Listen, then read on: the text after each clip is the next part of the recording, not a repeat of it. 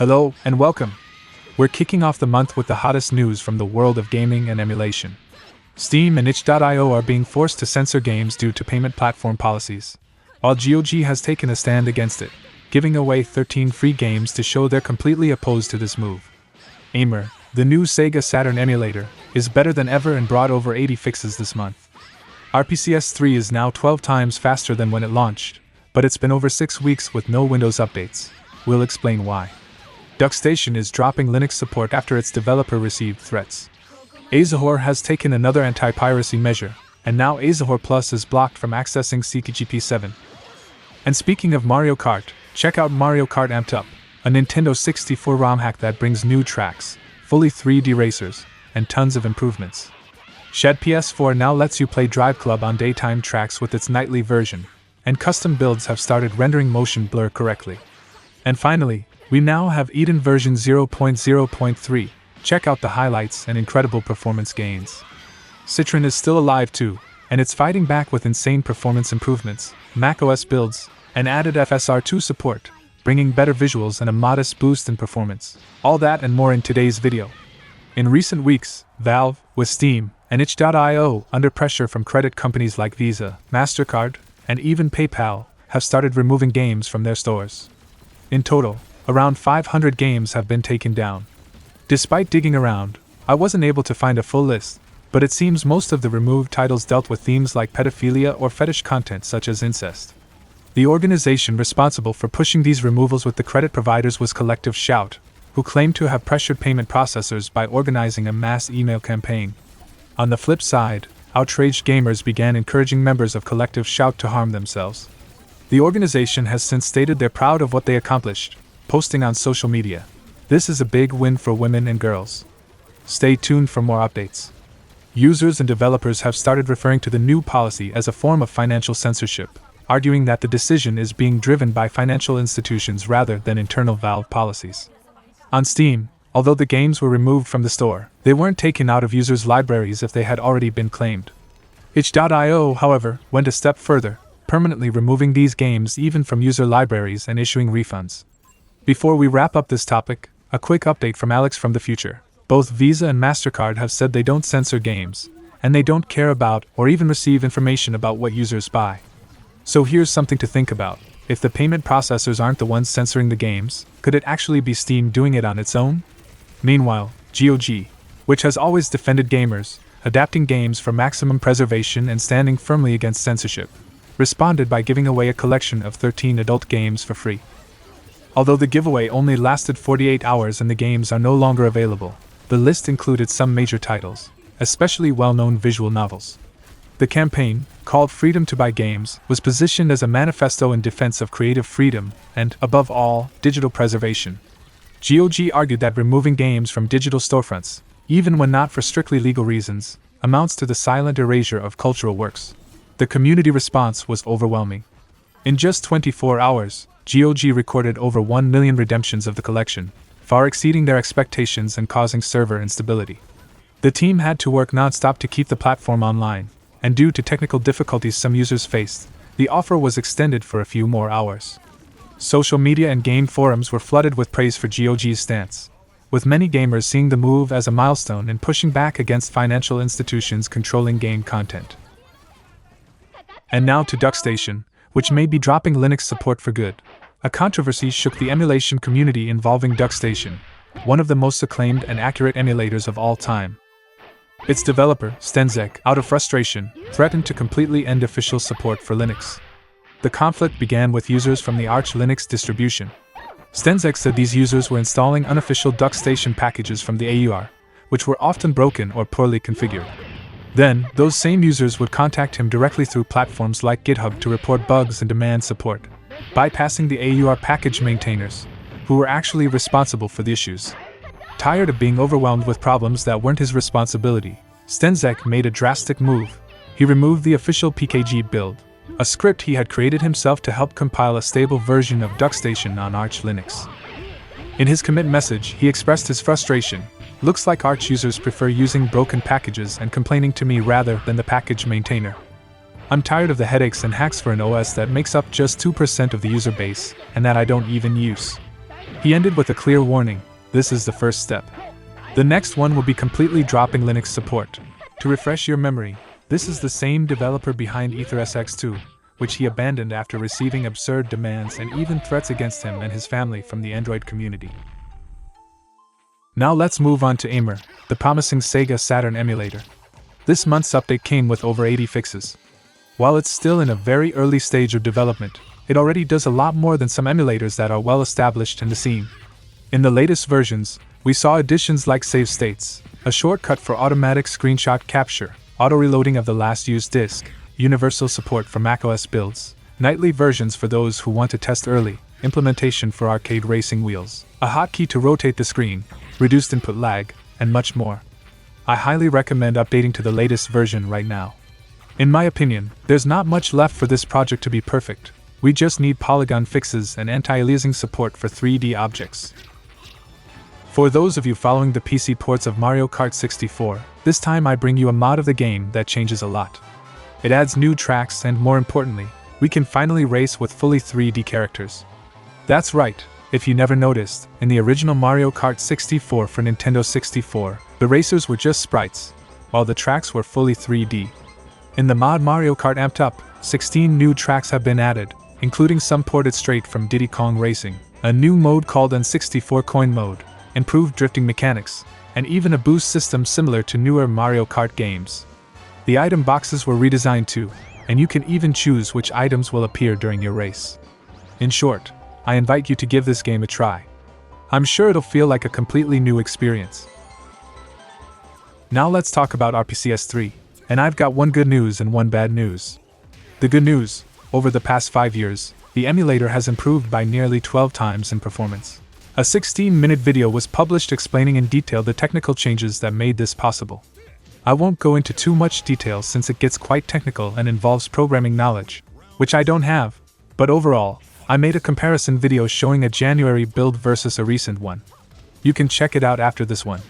And in just 6 months, we've already seen a nearly 15% performance boost. So yeah, that's the good news. Even though it sometimes feels like development has stalled, the emulator continues to improve little by little. We still can't play most AAA games from the console, mainly due to its complex CPU architecture, but the games that are already running keep getting better, even if slowly.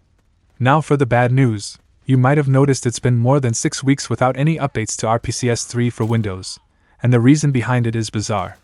According to the RPCS3 team, Visual Studio version 17.14 introduced a bug that caused all kinds of problems, including missing audio in several games during gameplay. At the time of writing this script, version 17.14.9 has already fixed the issue, but the development team is waiting for this update to be available on GitHub, which should happen this week or next. The team is even considering switching from Visual Studio to the Clang compiler, and they believe that if they do, there could be an additional performance boost. Now back to Azahar, which is once again taking anti-piracy measures, and yes, we're talking about Mario Kart again. This time, the spotlight is on CTGP7, a mod of Mario Kart 7 that includes new tracks, racers, and much more. But the focus here isn't CTGP7 itself. When trying to run the game using Azahar forks like Azahar Plus, CTGP7 displays a message saying that Azahar forks which openly promote piracy are not supported, and it asks the user to switch to an official build of Azahar. If you've been following the channel for a while, you might remember where this conflict started. When Azahar was first released, the Azahar Plus team re-enabled support for the .3ds file format, which the original team considers to be more commonly used by pirates. The Azahar Plus team also works on a project that adds the ability for ShadPS4 to install .pkg files, a feature that had previously been removed. Overall, I think they've done more good than harm for the community. But as you can see, the CTGP7 team clearly didn't like that move, and chose to block the emulator. Now let's move on to ShadPS4, an emulator that never stops surprising us. We've seen even more improvements for the game Drive Club. Now, even in the master version, you can race during the daytime. In fact, the gameplay you're seeing in the background was captured by me. I selected a race during a stormy day, and the game is already in a pretty decent state. But with custom builds, we can go even further, because motion blur has already been implemented, although it's not yet available in any master or nightly version. While Drive Club isn't exactly an underrated PS4 game, I think it's a solid racing title, Way better than something like Test Drive Solar Crown, for example. It's definitely worth trying out, especially since you don't need any specific builds or tricky performance hacks to run it well. Now we're getting to the section you all love, Nintendo Switch emulators. But before we dive in, don't forget to drop a like to help this video reach even more people. And if this is your first time here, consider subscribing for more updates like this. If you want to buy original games while saving a lot, check out Instant Gaming, the digital store that sells games for various platforms, such as PC, PlayStation, Xbox, and Nintendo Switch. Get games of all genres with discounts of up to 95%. You'll also find a variety of gift cards and credits for other services. You can pay for your order through your credit card on a website with a 4.7 rating on Trustpilot. You're buying games directly from Instant Gaming, not from other retailers. If you encounter any issues, Instant Gaming offers 24/7 support. And this month, Instant Gaming is offering a special discount on Wuchang, with a price at least $10 cheaper than on Steam, making it the lowest price ever for the game. What are you waiting for to save? Links in the description. Now let's talk about Eden, which has finally reached version 0.0.3 and brought a lot of new features. If you want to check out the full video, I recommend watching the card above. Among the highlights of this update, we had graphical improvements in Zelda, Echoes of Wisdom. Dragon Ball FighterZ no longer requires performance hacks and can now be played natively. Red Dead Redemption is finally running on Android devices. There were improvements to Unreal Engine games, and the cherry on top, there were some CPU-related changes that brought insane performance gains for some games, like Tears of the Kingdom, which jumped from just over 70 FPS to almost 100. Until now, I hadn't seen this game go over 100 FPS, except in Ryubing. At the time I finished editing this video, version 0.0.3 hadn't been publicly released yet, but we're all eagerly waiting. As a small suggestion, I believe Eden could use something like RPCS3's database, a guide showing the best config for each game, easily accessible within the emulator. On the other hand, Citron is not far behind in terms of updates. But before we talk about the new features, we need to go over a few things about Citron itself. According to the developer and boss, who has become somewhat of a spokesperson for the project, the next version, probably called 0.7, is not just an improvement, but a complete rework of the emulator. Here are some of the main points. We now have the ability to install the latest firmware. However, in one of the updates I tested, it didn't work, probably due to a bad firmware dump I had.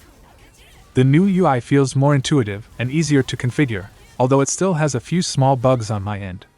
The emulator is now running on macOS. There were various improvements for Linux, and as always, Windows development really impressed me. Not only did it bring a performance boost, just like Eden, but it was also easier to configure, and it managed to deliver about 5% more performance. But what stood out the most to me was the extremely fast shader compilation. In the background video, I'll zoom in on the framerate line. It's so stable it feels like we're running a native DirectX 11 PC game. AMD FSR2 support was also added. When enabled alongside anti-aliasing, you can choose between better visuals or better performance, just like you'd expect from native PC games. As far as I know, Citron was the first to implement FSR2, while other projects only use FSR1. I tested this feature with different settings and honestly, I could tell the visual difference. However, I didn't see any performance gains, probably because my setup is already strong enough to run the emulator without help. Another great thing is that FSR2 will also be available on Android. I just received this version, but I probably won't have time to test it this week. They've also added proper frame skip and a frame generation system. I was told it's still not 100% finished, but it can already work in some cases. If you want, I can test everything I have access to and bring you a full report soon. As you know, it's always good to have more than one emulator project available to run your favorite games. So, let's make a quick comparison between two titles that are great for benchmarking: Zelda, Tears of the Kingdom, due to its complexity and bad port, and Bayonetta 3, which also has a bad port but is already so optimized that FPS can go extremely high. As always, we chose a city location, with the character standing still, and maxed out the FPS to see what each emulator can deliver. We had an average of 80 FPS on Citron versus 73 FPS on Eden, both using their respective performance-optimized configs. The new Eden CPU hacks and Citron's unsafe CPU mode FSR2 set to quality mode. Even though the settings aren't identical, I mirrored them as closely as possible. However, Citron used 2 GB more RAM and VRM in this case. Keep in mind the high VRM usage on both. The game was internally running at 2x resolution to improve visual quality. For the second Bayonetta 3 test, we focused on which emulator delivers smoother gameplay with fewer stutters and FPS drops. So I highlighted the frame time graph, as you can see now. Just to clarify, I completed this entire section of the game in both emulators, wearing the same outfit, using the same weapons and summons, so all shaders were precompiled. At the beginning of the battle, Eden had more stutters and FPS drops, while Citron stayed more stable. But after a few minutes, Eden stabilized as well, and both delivered nearly flawless gameplay. I was very impressed. It almost felt like we were back in the days when all PC games used DirectX 11 natively, and we didn't have to deal with shader compilation and other modern-day annoyances. Finally, let's look at Tears of the Kingdom, where we're analyzing raw performance and frame time together. Starting with frame time, Eden showed minor variations, but no major drops like in Bayonetta 3, so nothing to worry about. Again, all shaders were precompiled since I had already run through this area many times before recording. In terms of raw performance, both emulators looked very close at first. But Eden showed more volatility, slight performance dips, while Citron managed to keep high FPS almost the entire time. At the end of our run, Citron came out ahead again in terms of performance. I just want to add a quick note here. I don't believe Eden actually consumed 3 GB more RAM. It was probably some background process. But like I said, next week I'll run more accurate tests comparing all emulators, including the latest version of Ryubing. And that wraps up this week's video. Don't forget to leave a like. This kind of in-depth comparison takes a lot of time and work to put together. Thanks for watching, and I'll see you in the next one.